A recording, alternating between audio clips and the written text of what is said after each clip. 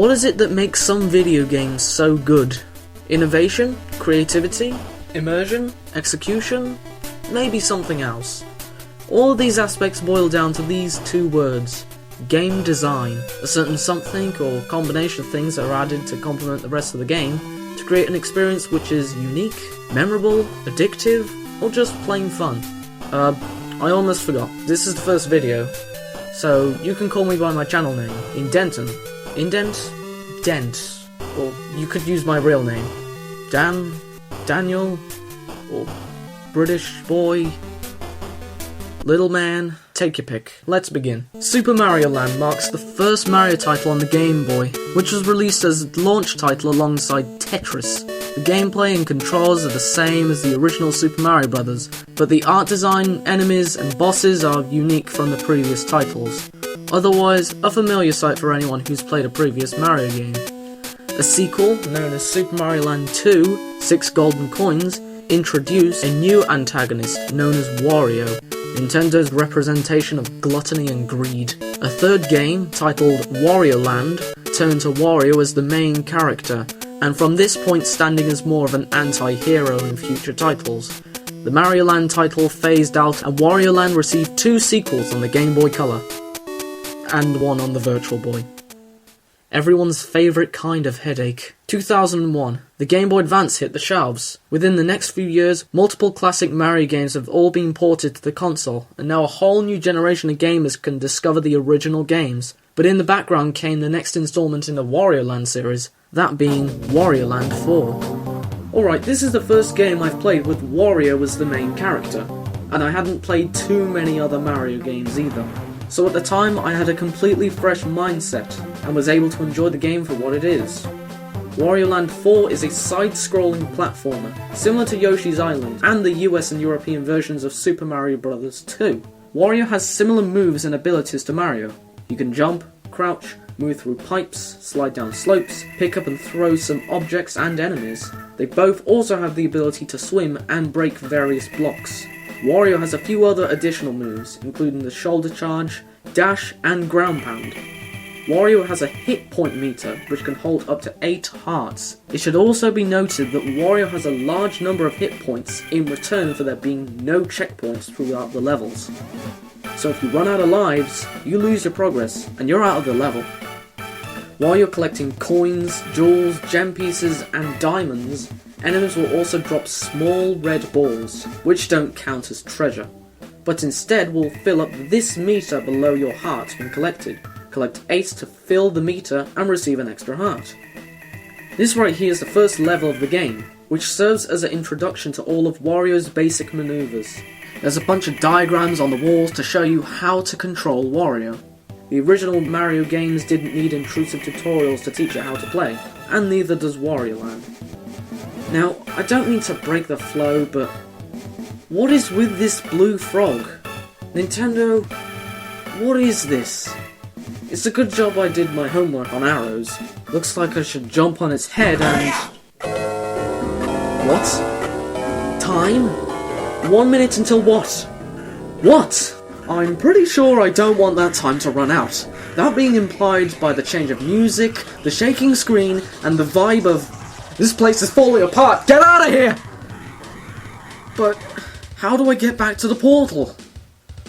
Wait, I remember. The diagrams. You use the quest art. You throw the quest on small bricks so you can climb through the gap. Through the portal, and that concludes the first level of the game. So, yeah, that's the first level. You got the portal and the blue frog, and you go through and I don't get your point, and... What? Why? Why am I talking about this? Alright, here's how it's done. So you're playing the original Super Mario Bros. You start a level on the left, and you move right. You keep going, and you reach the end flag, or the boss. There may be a few secret areas down a pipe or two, or even a warp zone to skip to another world, but the standard progression of the game is to reach this end of the level. Super Mario Land and even previous Wario Land games share a similar level model. In Wario Land 4, you start at the portal. Notice how the portal doesn't disappear. It shrinks down as soon as Wario reaches the level. It's still there. You move across a linear path, a few secret areas and rooms to explore, but will ultimately stay on the same path. But in this case, you don't reach the end of the level, or a boss, or anything. No, you'll find the blue frog switch. But other than that, it's a dead end. But once you hit the switch, the portal right back at the start of the level opens up again. The time limit starts counting down. Your goal is to get back to the portal before time runs out. A simple analogy, really. You're presented with a time, and it starts counting down. You have that amount of time until X happens. And as I said before, you get the vibe that X is a bad thing. Chances are that X is actually game over. Well, not quite. If you happen to get stuck, and that time limit does reach 0, then you will slowly start to lose this. Your treasure count. Your level score will slowly start depleting. Though this score may seem unimportant, it does come into play later on in the game as currency for mini-games. But once that score reaches 0, time's up, game over, and you'll have to start the level all over again. As soon as you hit the switch, these blue blocks will switch from transparent to solid and vice versa. This will open up an alternative path. Meanwhile, if you picked hard, or if you unlocked the super hard difficulty, then the position of some of the treasure, gem pieces and the frog switch may have been changed, plus you have less time to reach the portal.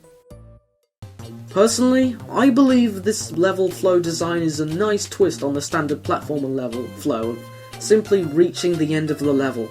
The first level has the portal and the switch very close to each other, so close that you can see both of them on the same screen.